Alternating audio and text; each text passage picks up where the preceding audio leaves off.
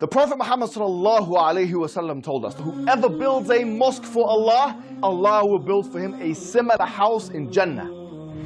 And we know the great reward that will not only be gained, but rather will fill your grave after your death.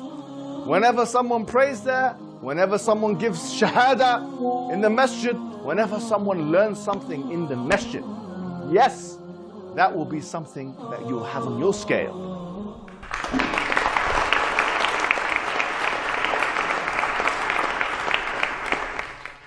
And there's one thing we can all agree on, that the universe is regular, stable, uniform, the extent to which it allows life to exist within it. From every small atom to the largest of celestial spheres, we see incredible goal-directedness within the cosmos. Now the question is, what is the best explanation for that? Is it a source of knowledge, or is it a lack thereof? This is the question that must be asked. Is it a source of knowledge, or is it a lack thereof? Another question that could be asked is that, did something come from nothing? Is it conceivable, intelligible, or plausible for something to come from nothing, that the universe came from nothing? Did the universe generate and cause itself? Well, to suggest that the universe was generated or caused itself is tantamount to saying that a mother gave birth to herself. And to suggest that there's more than one ultimate source of being, more than one necessary existence, is tantamount to saying that you can have more than one mother to one sole child. Therefore, it is clear that monotheism, the idea of one source, that is the foundation for everything that exists, is the only reasonable conclusion. Another question that must be asked is, what is the purpose of life? What is the purpose of life? Imagine going into work. You don't know who your boss is. You don't know what your role is. You don't know what you're doing there. But here we are in the career of life, and we don't know what our purpose is. The purpose of life is to align the finite with the infinite. The purpose of life is to submit to the lawgiver. The purpose of life is to submit to the ultimate source of all creation. That's why prophets and messengers were sent aforetime. Abraham, Moses, Jesus, and for us, the final prophet Muhammad ﷺ. And these prophets came to expound on this truth, to tell people to submit to God. And they came with an evidence for their prophethood. As for the Prophet Muhammad, his evidence is that he came with a preserved religion.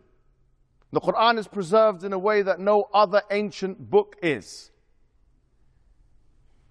There's a falsification test within the Quran, challenging humanity to find a contradiction within it, challenging humanity to try and produce a chapter like it.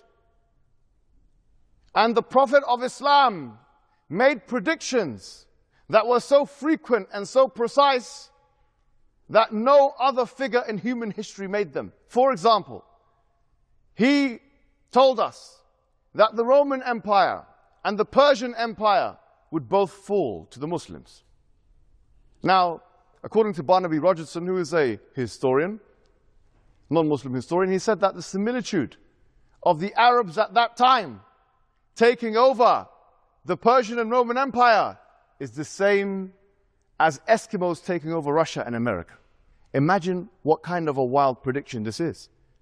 And this is one of many predictions that obviously I don't have time to expound here. The question is, what does atheism have to offer? Atheism has no explanatory force whatsoever. Atheism is a negation. Atheism has no ontological status.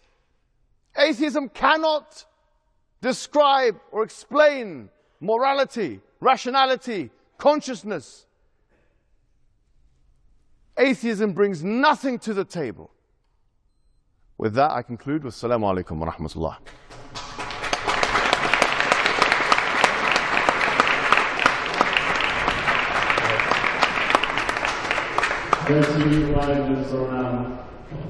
Same question?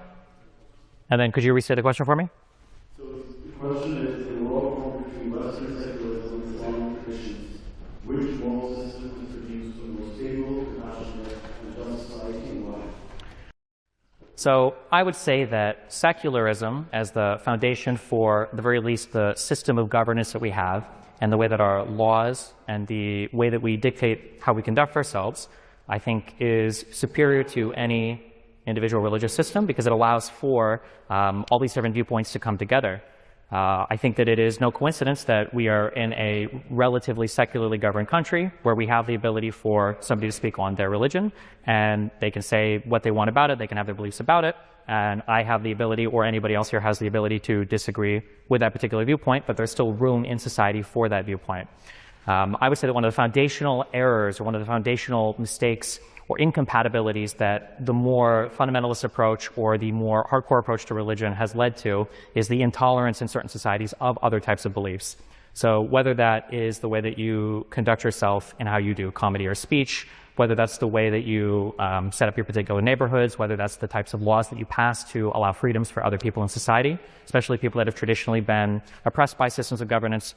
Could be different types of minority figures, it could be women, it could be people of LGBT status. I think that the more secularized society is superior because it creates space for all of those people to exist together in a system that is functional. I think that there is some conversation to be had about the nature of existence. I do think that it's nice that religion gives us easy answers in all of our big branches of philosophy. You don't have to do much ethics, much metaphysics, much epistemology when it comes to figuring out religious beliefs because all the answers are kind of there for you, and maybe that allows you to explore other things in life. But when it comes time to arguing those things to other religious people, the last I checked, I don't think that Islam or Christianity or Judaism have settled their disagreements between who is the one true religion, Abrahamically, or any of the other number of religions that people choose from. So I think that in terms of societal progression, in terms of the moral progress you could say that we've seen as a society, I think that a larger secular umbrella has allowed this to happen. I don't think it is a coincidence that people find themselves moving more, and we'll talk about immigration later, to these more Western secularized societies because these societies have such specific carve-outs for different types of beliefs and different types of religions to exist and to express themselves. And I think that having these countries change back to regress into a more religious state, into a more fundamentalist state, where all of us are required to have a particular religious belief, I think would be a regression in the, I would say, philosophical progress that we've made as a society, or as multiple societies, because, yeah, the idea of being able to enforce your religious ideology or your dogma on some particular group of people, I think is an idea that was tried in the past and hasn't produced the societies that have the most flourishing today, which I would say are the ones that are more secular and do allow for more different points of view.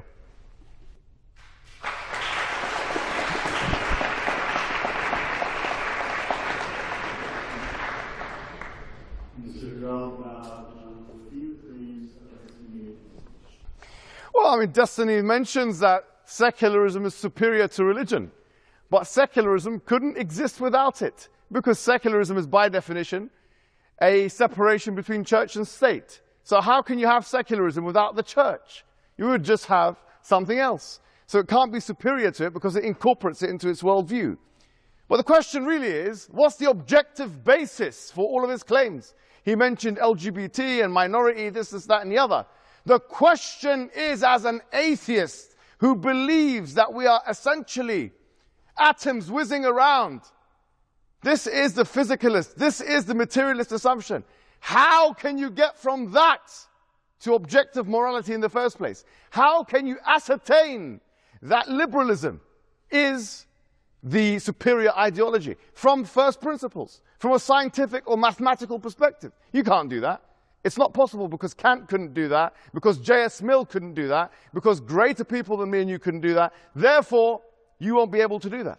Secondly, I will say this. I mean, he mentioned something about intolerance, which we'll come to in a second. But he mentions, and I was very surprised when I, to be honest with you, heard this. He mentions intolerance. Let's go to this straight away, actually. This is a man who supports a genocide. This is a man who was going to the IDF, telling the IDF that, you know, when you're doing your atrocities, make sure you hide them and don't take pictures of them. You're going to talk to us about this? You're going to be sanctimonious and talk about minority rights? What minorities are you talking about? The minorities that you prefer, that the white man prefers, that the colonialists prefer. That's the minorities that you're... When it comes to the Palestinians, no, kill them. You're actually telling people to kill them. This is absolutely diabolical. And with that, I will conclude, and you can respond.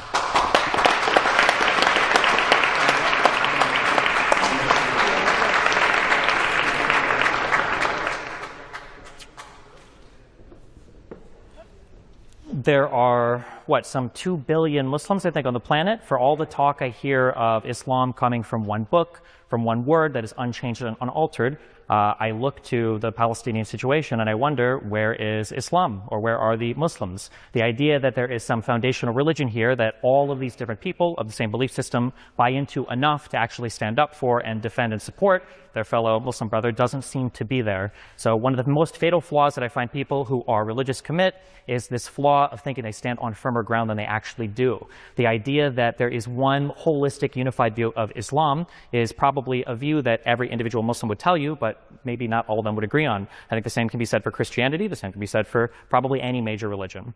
We can talk about what type of minorities that we prefer, but I mean, if you just take a glance at any Western society, you can see that the incorporation of different groups of people into these societies is much better, and the net is cast much wider than it is in any comparable societies, I would say, in the Middle East or North Africa region. Okay.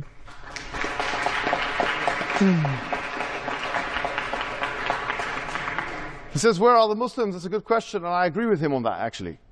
But there's a distinction to be made between Muslims and Islam. The discussion here is not about Muslims, it's about Islam. That's the first thing. And then he says, okay, well, Western countries are doing a good job with minorities. I mean, liberalism coexisted with colonialism. You must understand this. You cannot look at this time in history and not realize that J.S. Mill was somebody who was actually advising his government how to use racism and supremacy against the colonial empire, against members of the colonial empire, the colonies. So there has been a relationship between racism on the one hand and colonialism on the other, and it's very well known. Look what happened to India. This is a really bad argument. But the question is not about liberalism. It's about atheism, and there is no necessary connection between atheism and liberalism. You can be an atheist communist. You can be an atheist Nazi. You can be an atheist Zionist, as you are. As you are. He is importing liberalism into the discussion to save atheism. Sorry to say, just as, because he's open about this open relationship stuff, just as he imports other men to help with his conjugal duties. You have no business talking about liberalism. You have no business talking about liberalism. We're not talking about liberalism. Liberalism is a philosophy that's not on the debate card today. We are talking about atheism. Tell me how you can get to objective morality from atheism. Tell me how you can get to atoms whizzing around, carbon, which we are, from is to ought, as David Hume would put it. Otherwise, you'd be doing the naturalistic fallacy. If you can't do that, then be a man. It's going to be very hard, sorry to say, for you. Very hard. Be a man and say, I concede the debate. I give up. I throw the white towel. Although maybe you'd be using that white towel for other things, but if you can't do that, honestly, it's done. The debate is finished. And that's all I have to say.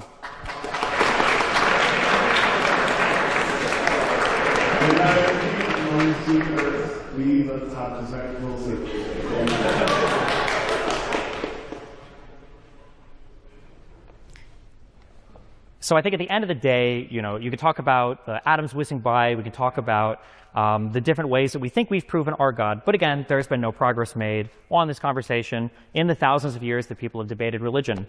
I think that one of the fatal flaws, again, of religious people is that they stand on, or they think they stand on firmer ground than they actually do. You say that we're not talking about Muslims, we're just talking about Islam. Different people have different interpretations of what Islam means. Some people might think that marriage is between one man and a woman who want to spend the rest of their life together. Other people might believe that marriage is a thing that you solicit to a woman to engage in sex with her and then leave her immediately after. Other people have different views on that. It just depends on how you live your life. The great thing about liberal societies is you're able to practice all of these things however you want in a way that won't involve you getting executed for it. When it comes to deciding, you know, whether a society can have a secular foundation, you know, you can have this conversation of, well, philosophically, you can't connect A to B and B to C and C to D and everything else, but somehow secular societies seem to exist.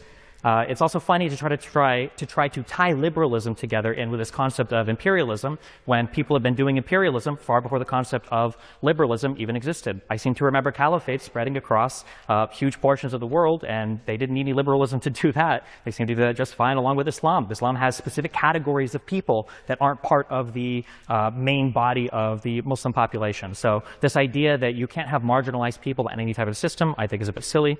The idea that Islam provides some special protection or some special way to run a society that would be superior in terms of producing better outcomes for the people involved, where are those countries? That would be my big question. You know, if we were to argue about the successes of liberalism, I mean, I could point to Muslims existing in a liberal country today with the ability to argue for their Muslim countries. How many Muslim countries can I go to and find liberals arguing the same thing? I think that the idea of free speech, open debate, the ability to own private property, to start a business you want, and to practice whatever religion you want, I think is a special thing that liberal societies have created. And I challenged the opposing speaker to tell me, what are these model Arab societies? What are these model Muslim societies? What are these modern Islamic societies, or these model Islamic societies that you would want us to look more like than any of the countries in the West that you found appropriate to live in?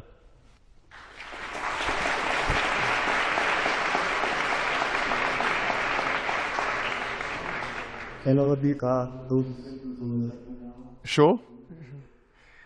Well, that was a bit of a mouthful, Bonelli. But you're going to have to swallow your pride and concede the debate, because actually, he has not been able to connect the dots, unfortunately, for himself. This is a debate about Islam and atheism, not Islam and liberalism, okay? He is assuming a liberal framework. Liberalism does not necessarily connect with atheism in any way whatsoever. Itself, liberalism needs proof and justification for its own truth, which we can do in maybe another debate. I don't think you're going to be wanting to do any other debates after this.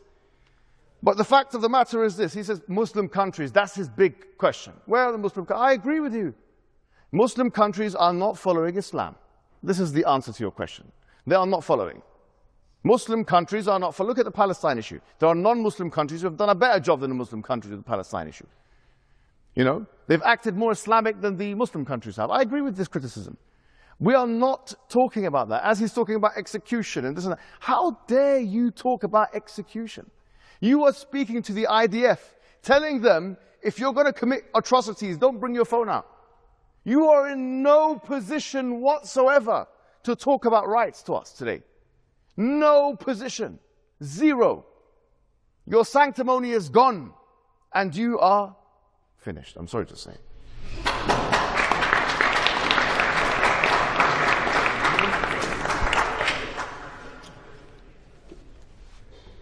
As much as the fellow speaker wants to paint me as a Zionist Israeli person, I've never given a speech to the IDF. I don't think they would much want my advice or my criticisms. Not a fan of Netanyahu, never have been.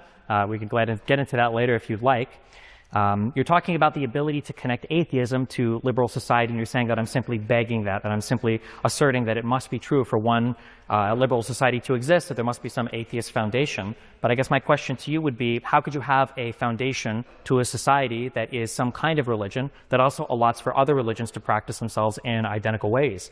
When religions tend to be mutually exclusive, especially the Abrahamic ones, when they say that my holy book, my scripture, my God, my interpretation is the correct one, how do you truly have a society where you allow for other people to practice their religious beliefs? I challenge you, I'm curious, in your worldview, in the ideal Islamic country, would you allow people to draw pictures of the Prophet? Would you allow people to practice whatever religion they want?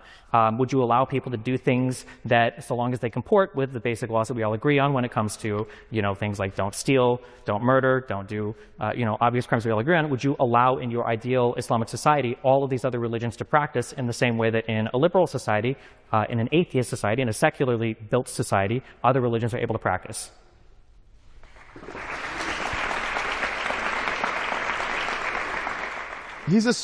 He asked me a series of questions, and he said that, would you allow the drawing of the Prophet? Would you allow this? Would you allow that? In the same way as liberal societies. Why should it be the same way? You haven't proven liberalism is true, and you haven't proven that atheism is true. You've given us no arguments for anything. And then he says, free speech. Well, it's very interesting he mentions free speech, because I'm going through some of his content, and he was making an argument for child pornography. And he, in fact, said that there's a pragmatic case for child pornography. So, yes, the Muslim countries would actually ban something like that. And that is an inhibition to the free speech people like you, atheist morality, would bring to the table. Child pornography is banned in the Muslim countries, for example. Maybe that will put you in trouble or this and that, because I know you sent some pictures to that person, whatever. I don't know what's going on. I'm surprised you're even here today, so quite frankly. I was thinking whether or not I should humiliate you, but I was worried that maybe you enjoy it. It's over here, man. You haven't answered any of my questions. I'm asking you, how do you connect atheist morality with liberalism? There is no answer, there's no connection. So all of your subsequent questions are a waste of time. Because you are a puny, perverse, yes, I'm sorry to say, puny, perverse, pro-genocide, pipsqueak of an individual. This is the case. And there's nothing more to be said about you. Please,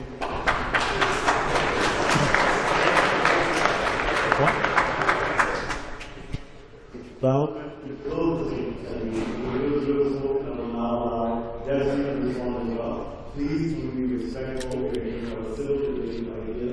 We would be taking that. I would have prepared more personal insults if I knew that was the direction we were taking this, but okay. Again, I will say, you're saying that I haven't connected atheism to a liberal society, but I notice that you failed to answer my question of what types of behaviors would you allow in your model Islamic society without having the foundation as some secular system, without being able to point to laws, without being able to point to a system of governance that doesn't originate from some holy book. I don't know how you can say that a liberal society, one that allows for all religions to practice equally, isn't necessarily a society that doesn't take a normative position on what religion is true or what religion is false.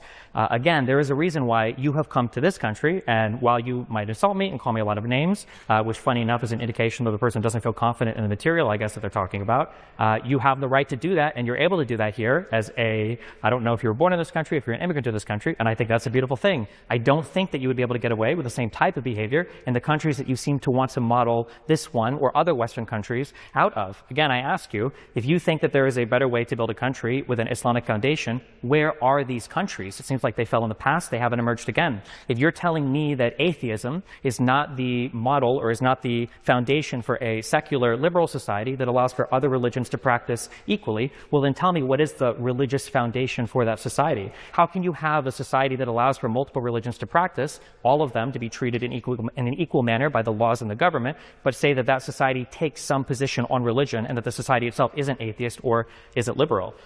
You brought up this idea earlier. It's funny, you used an analogy of a mother birthing herself or a child having two mothers. We can look, for instance, to children born today. That doesn't involve any religious aspect. It doesn't involve a God. It doesn't involve anything else. We know the process by how that works. We don't need religion right now to explain the things that are happening in society. For all the predictions that Muhammad or anybody else supposedly made about things in society, I don't see his name on any research papers. I haven't seen him publish anything in Nature or Science Weekly. I don't really know what his predictions are doing that are relevant today. I know that, he was the head of a bunch of caliphates or started these that eventually fell and no longer exist. So I'm just curious if in your push to have Islam be the model for Western society, again, where are these countries that you want to model, Western countries off of? And if my foundation for a liberal society is not an atheist one, then tell me, what religion am I pointing to in order to have the societies that exist?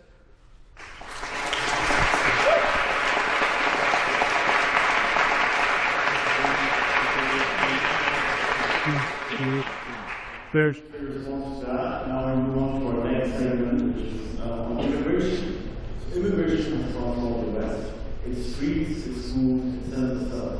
For some, the diversity of English society, whereas for others, it has fractured. Some writers want cultural struggle ahead. For instance, commentator Carlos Maria argued that large-scale immigration could destroy European civilization. So my question to both of you, is multiculturalism destined to fail and faith and freedom alike? Destiny to Minnesota. So I think that one of the fatal flaws that Western countries have made, especially the United States, is we don't really ask ourselves, what does it mean in my country to be an American? I think that there are good reasons to celebrate immigration. You can look at the numbers side, you can look at the economic impacts, the fiscal impacts, the impacts to business and everything else, and you would say, well, immigration is beneficial there. You can look at certain aspects of culture and say that we're enriched when it comes to foods or entertainments or arts, and you say there's an enrichment there. But what does it mean to actually be an American? What is the core base of values that all of us should be sharing? When I look at countries in the West today, especially after the Syrian refugee crisis, especially 2013 onwards, especially post-Brexit in the United Kingdom, I feel like we haven't come together in a long time in a lot of these countries, especially in mine. I can't speak as much for yours, but we haven't come together and asked ourselves, what does it mean to be a member of our nation, and what kind of values should we be looking for from people that are coming to our nation? Again, I will, hearkening back to the last subject, I like the concept of liberalism as a secular government because as long as we share some core values that we're all working and building towards, some concept of a nation that we're working and building towards, liberalism provides a lot of different paths to get there. A Muslim like Mamdani in New York can be the mayor of New York City, which is a wonderful thing. We have evangelical Christians in the United States. I would say that they're less wonderful things, but I'm glad that they have the right to exist. We have secular atheists. We've got Zionists and non-Zionist Jews. We've got all sorts of different types of people that can exist under this umbrella, all working towards a common goal. I think that when you have people that are proponents of immigration, I think that it's good to take a step back sometimes and think, well, what do we want our country to look like? What kind of people should we want to come here? And that doesn't just mean people that look or think like us. It means people that are building towards some kind of common goal. And I think for people that are harshly critical of immigration, I think it's good for them to ask the same question. Do I want nobody coming here because they don't look like me or because they don't think exactly like me? And what kind of restrictions would I draw on immigrants coming here that I wouldn't also restrict on my own countrymen? I notice sometimes in the United States, for instance, that a lot of conservatives will talk about how we want to restrict immigration from people that have A, B, and C or X, Y, and Z thoughts that they feel like aren't aligned with American values. But I would point to a lot of conservatives in the United States, and I would say that your disregard for rule of law or the Constitution doesn't align with our values. So I think that if you're going to have a view on immigration, I think that you should have first a view on what your nation is and what it looks like, and then you should try to incorporate more and more people as long as you're building towards that final project or vision.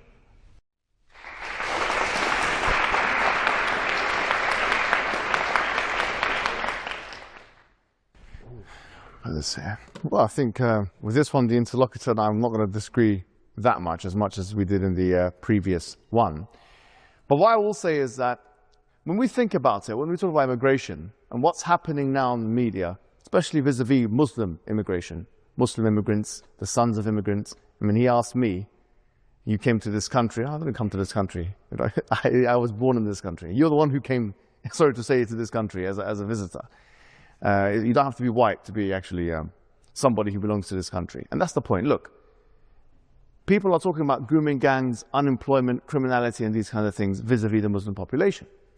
But when was the last time you heard that despite a 6% population, the Muslims are 6% of this country, that they constitute 22%, according to Christie Foundation, NHS Foundation, of the medical professionals in the NHS. In fact, 51% of the NHS are comprised of people who are immigrants or the sons of immigrants. If you remove that, you will have a crisis so large, it will be as if Britain went into war. You cannot. People have this discussion about immigration. They disregard the fact, for example, that Muslims, once again, are 4 times, according to Charity UK, more likely to give to charity than their non-Muslim counterpart. Muslims contribute 70 billion per year to the UK economy, which is equivalent to Birmingham and Manchester combined, the output of those 2 things. Now, if you remove all those contributions, you will have a cascading impact in Britain that is so far-reaching that it will dent the economy and it will bring death and destruction upon the people of Britain. The question isn't about, oh, we can have this discussion about immigration. You need us. You need the immigrants. Don't speak in a position of privilege as if we can't have it. You actually need the immigrants. You're in a position where you are dependent on immigrants. This country is dependent on immigrants and the sons of immigrants. And then he talks about the Syrian refugee crisis. I don't even know what point he made, frankly. Sorry, I wasn't listening very clearly. And the microphone is not that clear for me. But, exactly, Syrian refugee crisis. If you support a genocide in Palestine, you support it, and people then run away from Palestine to try to come to the West, then you are the architects of your own complaints. You are creating the conditions of your own complaints. In other words, if the Western powers decide to go into these different countries, like Iraq, like Afghanistan, like Syria, like Libya, like Palestine, or help those who are doing it, and then those people that start fleeing and coming to Europe, you created this issue. So what do you want to do with these people? You either bomb them when they're there, when they try and run away, you say no to them as well. Sorry to say, what kind of a situation is this? What kind of situation is it? Let's talk about integration and assimilation. Unemployment. According to the BBC, if you have a Muslim name, you're 3 times less likely to be employed by the same job for the same position. So I would say, yes, it's true, there are some legitimate concerns with immigration. There are legitimate concerns with minority groups. I'm not going to deny that. And there has to be some concession made. There are. There are things we have to work on, as every community in Britain. But at the same time, the way forward is there to be a reciprocity between the government or the dominant population and these minority groups. And there needs to be a reduction to the barriers of discrimination.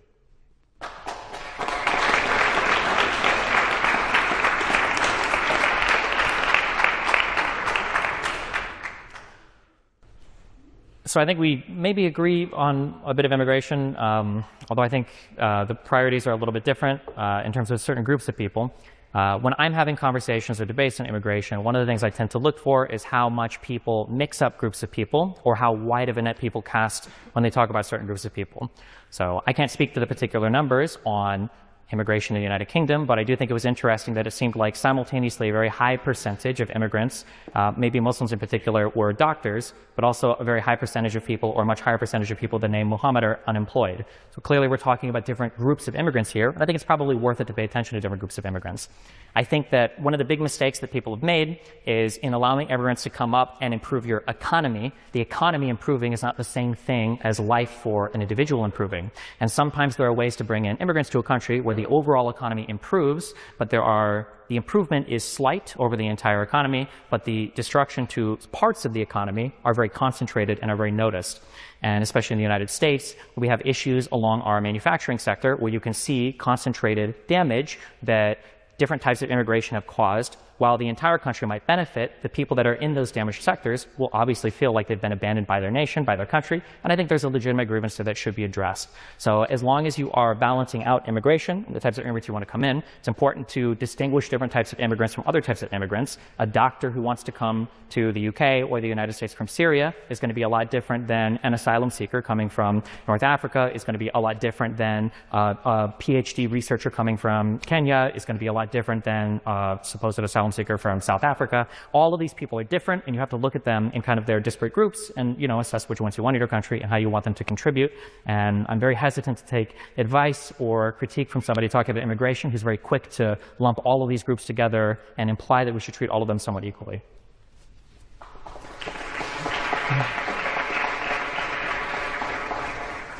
Yeah, so unemployment was mentioned again. And as I mentioned, look, when it comes to criminality and unemployment, this is the main argument that people make against immigrants or migrants or ethnic minorities, right? The fact is, there are 2 major predictors for those things, okay? Number 1 is being a man. If you are a man, you are more likely to be a criminal, okay? Maybe 10 times more likely than a woman. No one's going to ban men from the country, okay? No one's going to say, okay, the UK, no men are allowed in, because actually you're represented to a degree of 10 to or 100 to 1, whatever it may be, in prisons.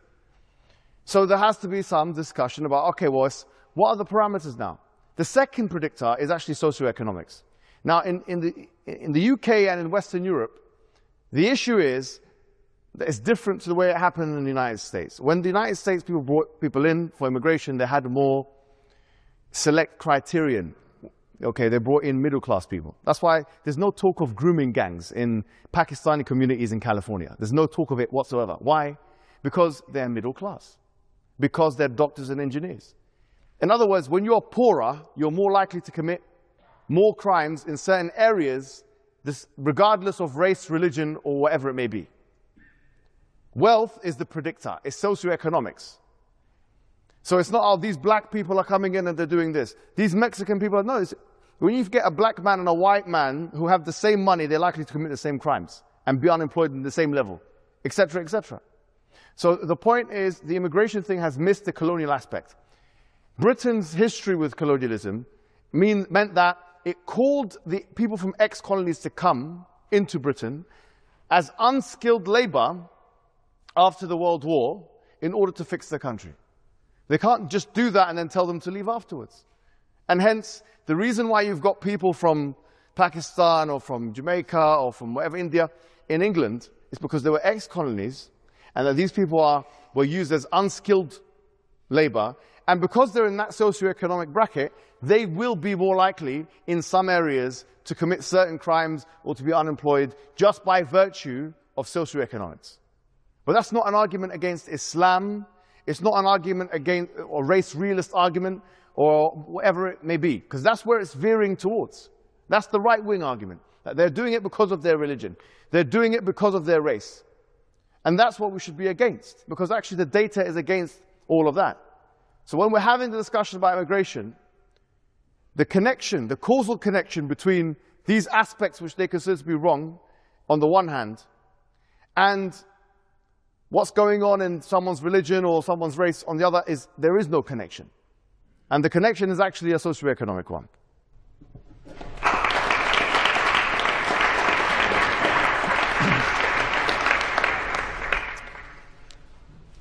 I don't think I disagreed much with what was said. I will say that when you're talking about different groups of immigrants, though, it's important that morality enters the conversation, depending on which groups of immigrants that we are talking about. I think that there's a mistake sometimes that when we point to immigration, we only talk about the benefits, but then we talk about different groups of immigrants, and then sometimes we speak of obligations that we have to those immigrants. In the United States, typically most of the immigrants that we bring in are just by virtue of us having oceans separating us from the rest of the world. They're going to be more wealthy. They're going to be higher educated. You're selecting from these kind of higher echelons of society. When these people come in, the expectation for my country, and the expectation for any country, I would imagine, for everyone to come in, is that on net, you're going to benefit the country in a variety of ways.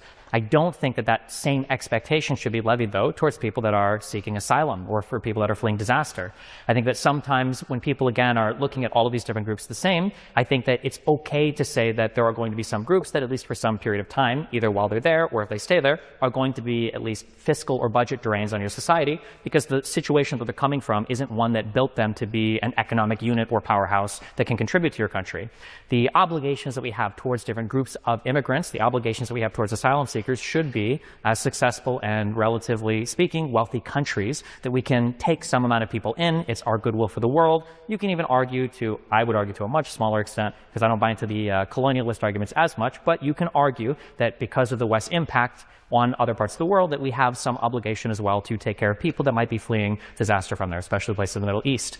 But that being said, we have to be able to talk about all of these different groups, the different expectations that we have of these groups, and then the different ways morally that we would approach these groups in terms of how we would allow them into our society, and then how we would incorporate them into our society, what our expectations of them would be, and what our expectations of our own country would be with regards to the treatment of those groups of people.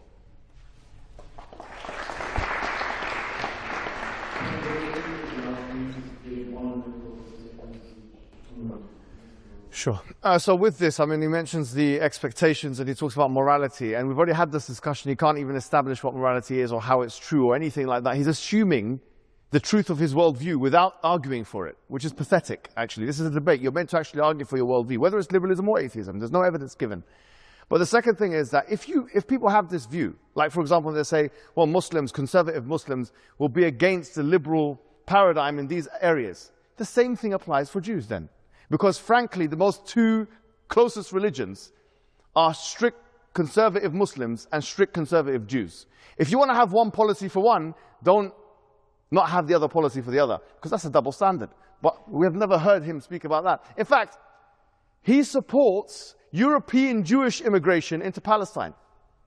So it's not like he's against immigration. I mean, he's not really that against immigration anyway, but the point is, it's about who gets to benefit. That's really the bottom line, isn't it?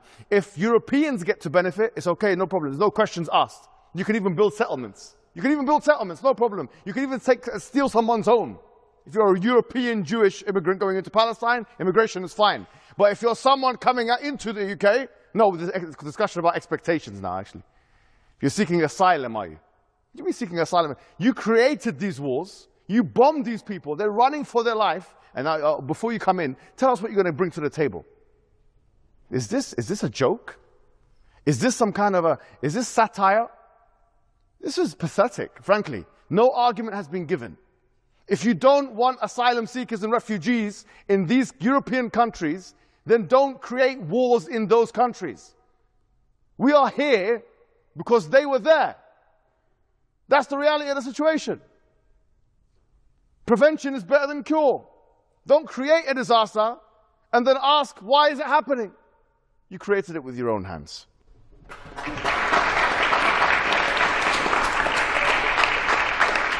Yeah, again, I mean, I don't really disagree much, but I will say that if you're going to have a conversation then about different groups of immigrants coming in, just be honest about what the expectations are and be honest about how you expect them to immigrate into your society and integrate into your society. You can't, on one hand, say that we have caused disasters in regions of the world and now we expect asylum seekers to come because we owe it to them, and then in the next breath say, well, actually, all of these people are going to contribute on net to society at the same time. The first thing is a moral obligation that we would have to take care of a group of people. The second is just an economic trade, and our expectations and our approach to both of things could be wildly different. I don't know if we're going to get into Israel-Palestine more in the question section. Obviously, the other speaker here has a lot of opinions on that. But yeah, I would say broadly we probably agree on immigration. Just when you're having conversations about immigration, make sure that you're treating every group differently. Make sure that you're having an honest conversation about what your expectations are of each group and what your expectations are for those groups once they're in your country and how your country should treat those groups.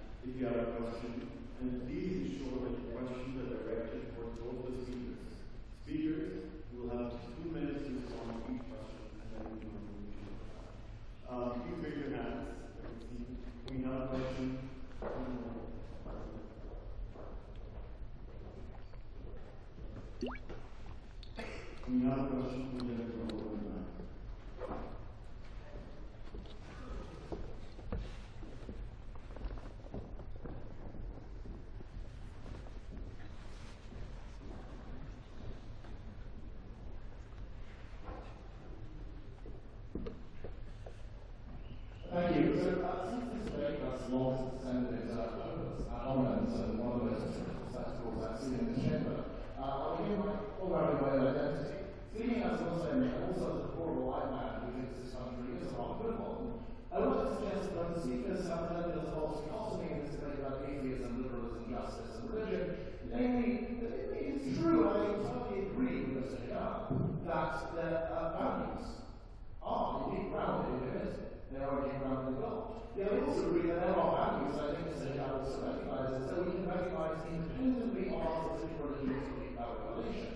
Values that he constantly appeals to while calling for what is often a quite entirely warranted plea for justice for Palestinians, other victims of brutality, but they are of respecting humanity, respecting human dignity. These values also ground, I would suggest, our commitment to freedoms that all of us, Muslims, Christians, atheists, or whatever, enjoy in this country and do not enjoy in most of the rest of the world. So I would suggest both speakers, and I'd like to hear their thoughts on this, that maybe there are values that used to be called natural law, that we can indeed appeal to ground a pluralist society that's just like everyone, that we can explain through religion that the persons who are not religious can still recognize values that do not depend on atheism, but nor depend on any specific religion.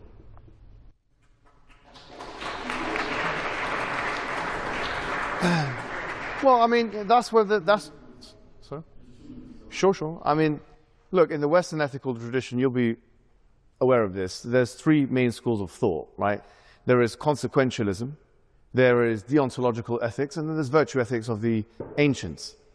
And all three of them attempt to tell us how you can derive values, okay, without religion. That was, in fact, exactly what Kant tried to do through his categorical imperative, his hypothetical imperative, the universality of his laws, etc. The issue is this. The issue is, with those three systems that are not religious systems, whether it's Kantian or deontological, whether it's consequentialist, utilitarian, which is a sub-branch of that, or whether it's virtue ethics, none of them have a way of proving themselves as objective moralities. This is the problem. There is no way of, and they don't even, some of them don't claim that. Some of them don't even claim that they're objective moralities. So the point I'm making today is, when you talk about foundations and stuff like that, and that we all have to agree, the definition of an objective morality is that despite people's opinion, this thing will stay the same. Whereas subjective morality is, it's like that because of people's opinion. So 2 + 2 = 4 will remain as 2 + 2 = 4, even though there's no one on the planet. So you cannot get this, as John Mackey said. John Mackey wrote a very good, he's an atheist himself, book on ethics, called Ethics, actually. And at the end of it, he mentioned the following. He said that the only way you can do that is through a list from God. And he said that as an atheist.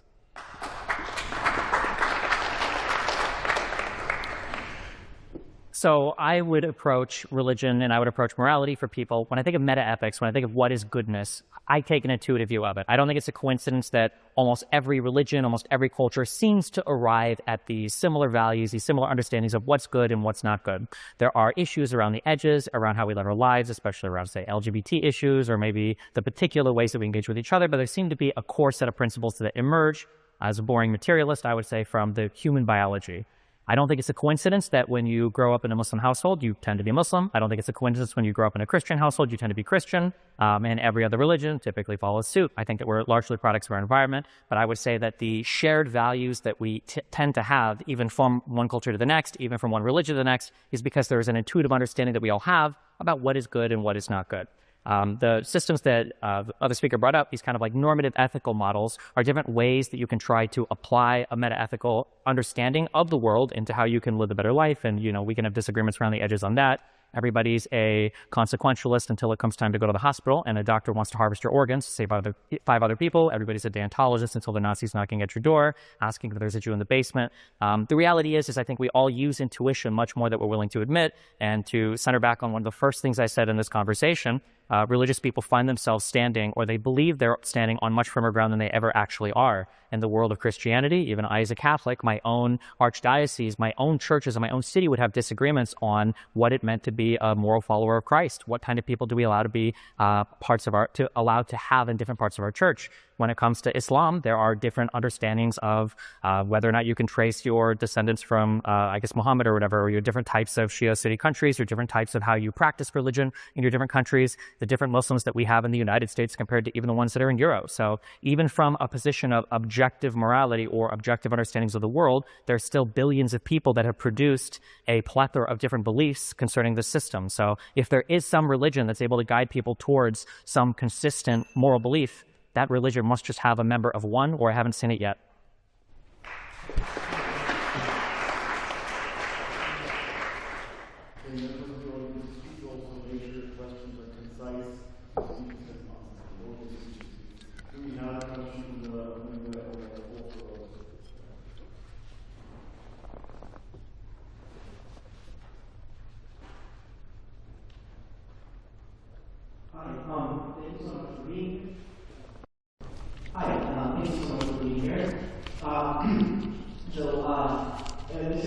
You mentioned Destiny's defense of childhood, which is indeed disturbing, but you yourself have said things like pedophilia is relative. So would you both be able to speak about the circumstances in which it's okay to sexualize children and what moral basis you both have for that? Furthermore, Destiny, there's a video of you online performing certain acts that we'll get into was white nationalists they went against the other person in the video.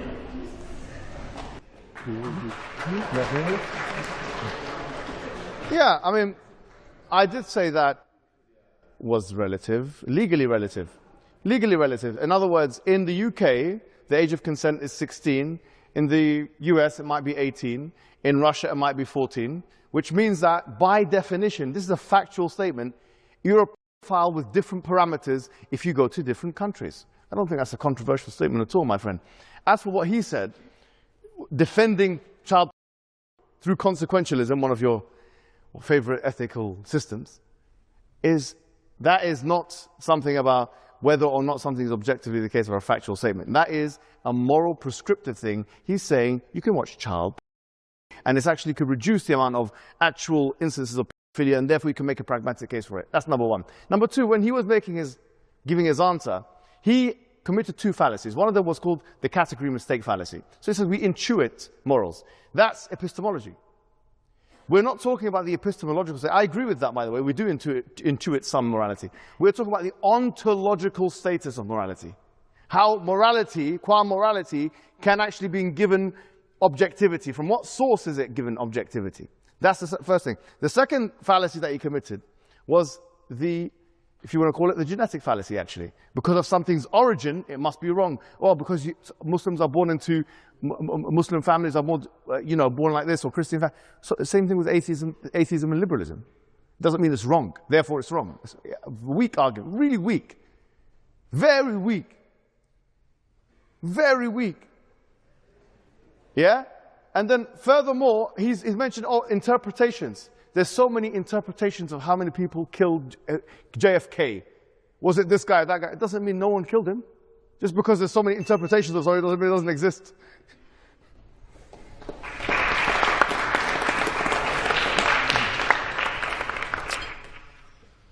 I'm going to take the bold stance and say pedophilia bad, not good. I would also agree that child bad and not good. Thank you.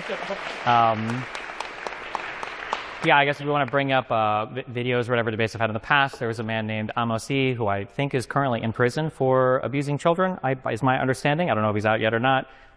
We had a conversation on whether or not pedophilia was acceptable. Again, I took the brave stance that I don't think it's acceptable. And one hypothesis that he proposed to me was something along the lines of, if there was older, material of children and it could help not abuse children or whatever, is this an okay thing? And I said, maybe, I don't know, but I don't even know if you could do the research for that. But the idea of having some pro-pedophilia stance that I have when, again, the opposing speaker is saying that pedophilia is relative, I think is an interesting line of argumentation to go down. If you want to look at explicit videos of mine or whatever, apparently I should open an OnlyFans. There seems to be a lot of interest around that. I have not had any sexual relations with Nick Fuentes yet, so who knows, maybe in the future we'll see how that goes. But thank you, I appreciate the fandom.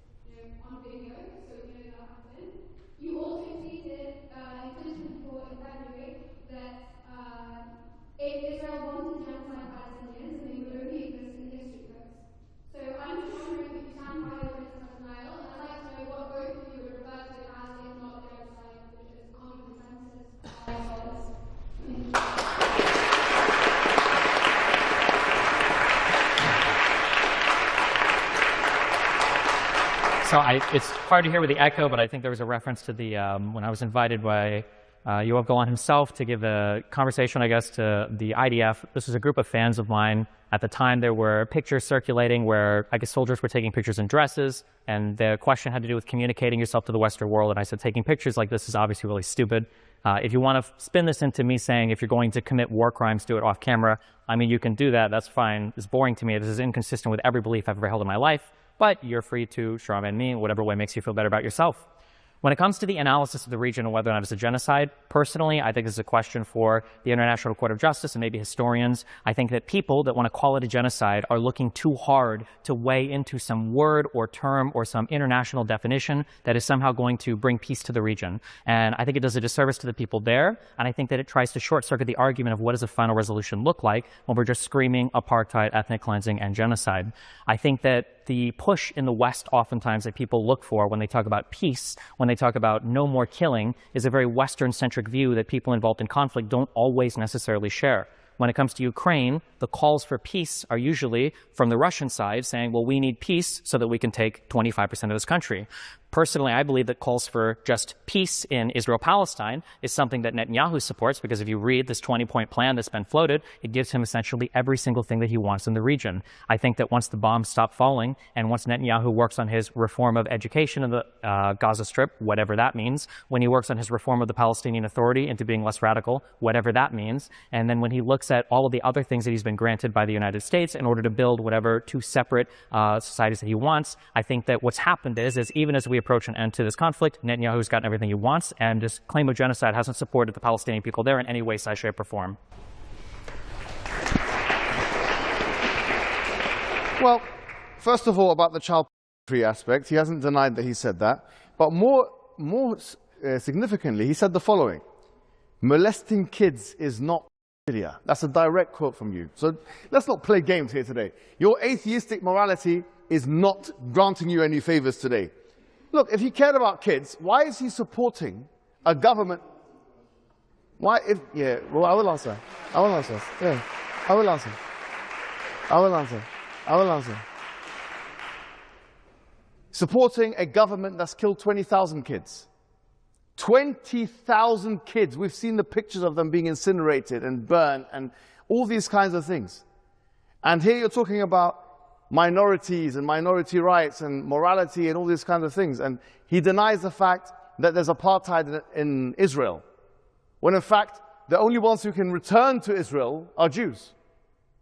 How do you explain that there's no apartheid in Israel when there are laws that discriminate on the basis of ethnicity? Isn't that what you were just lecturing us about? You were just telling us it has to be equal, it has to be this. You've never once condemned the IDF for that. You've never once condemned Israel for that. You know why? Because you're selective in your use of rights and minority rights. It's the people that you want to have those rights. But 20,000 children being incinerated, people being displaced, not a word of condemnation, pin drop silence. And that's why no one can ever take you seriously again. We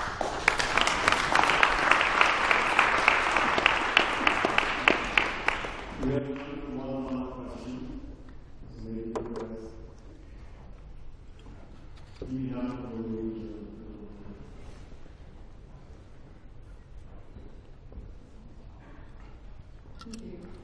Hello, I have a general question in terms of objective morality. So, in terms of, since you mentioned something was talked about telling the Quran, for example. So, Quran does not change. There's no more word produced by Allah, right?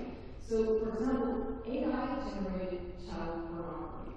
How could possibly Islam have a stand on it if Allah could have not had an idea about that, because guys are probably not sincere. Whereas in a secular humanist Western democracy, for example, harm versus benefit ratio would be divided, and they would probably be mapped. So this is how decision making is being made in a democratic country, not a religious country. So how also one of these for example, until June 4th, 2018, back when driving for women was banned in Saudi Arabia, it changed for mostly economic reasons, right? So if it was some kind of law dictated by God or some kind of society structure, but it was changed. Was morality changed? Was interpretation of the Quran changed, or the hierarchy or something?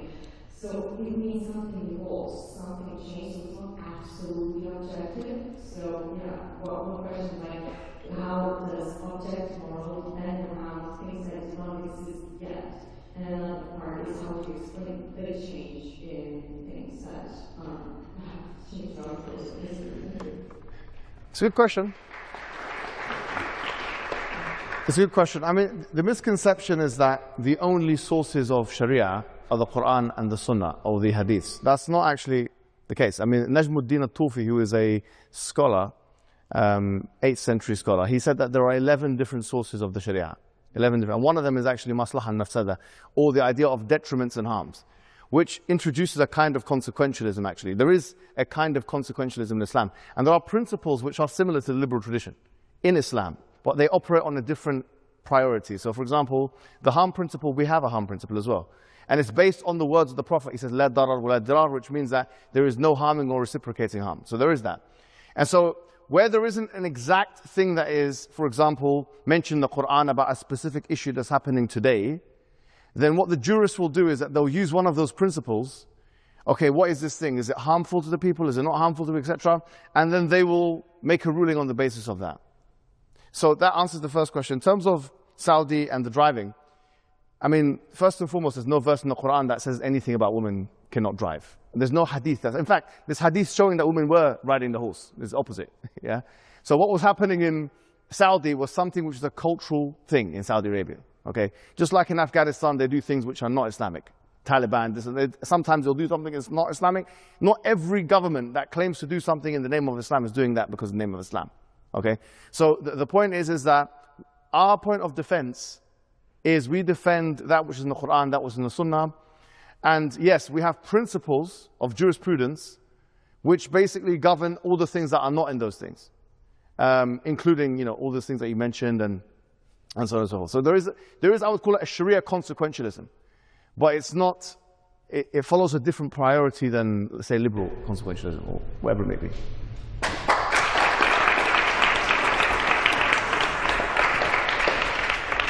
This is kind of why I find the objective morality of religion a little bit intellectually bankrupt. I feel like all you've done is you've kicked the question of subjectivity down the road from philosophers that you make fun of by saying they have no objective foundation for any of their moral truth to what you call your religious scholars who either they lack access to the objective foundation of truth or they also don't have objective truth, I guess, available to them, despite the fact that the Quran is written in one language and is an unchanging document.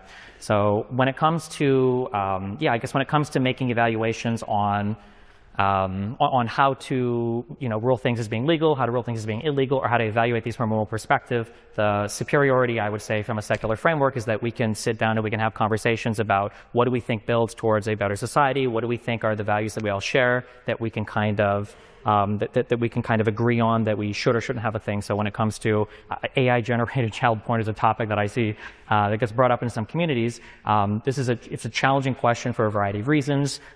Maybe more relevant, or a thing that's been discussed in the past, are drawings of.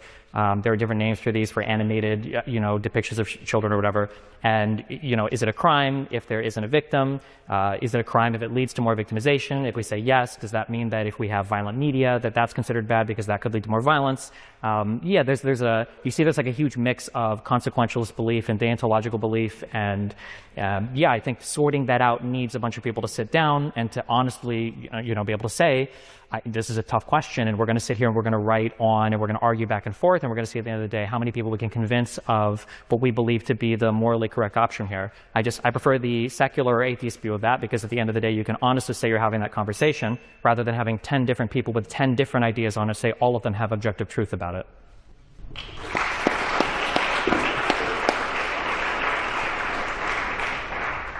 Thank you, Destiny. Thank you, Mr. Hijab, for starting this discussion. And thank you all of you for your thoughtful questions.